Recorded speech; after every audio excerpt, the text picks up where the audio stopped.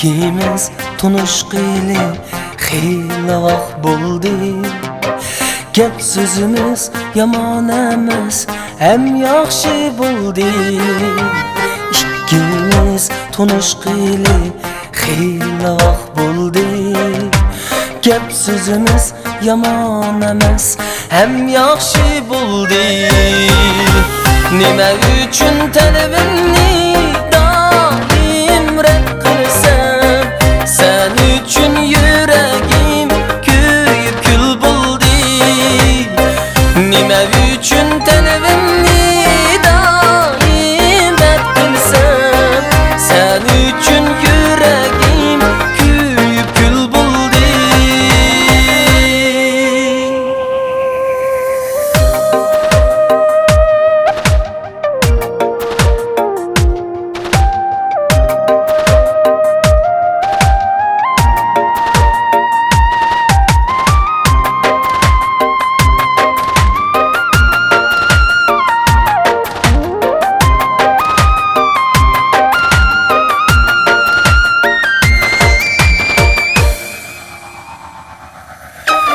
Eşengen tağlarda asla keyik yok.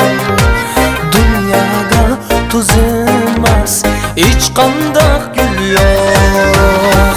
Tuzidi yoshlikning g'uncha gulleri, sana qarab sayrig'idek bulbulmi yo'q.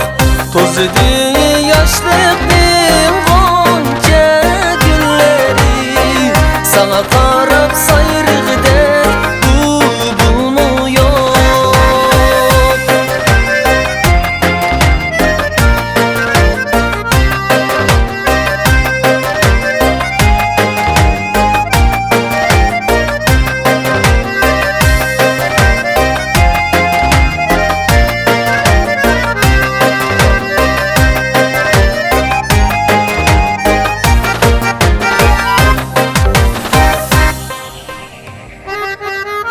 Muhabbet vicdandan asla ayrılmaz. Vicdansız muhabbet məngülük bulmaz. İki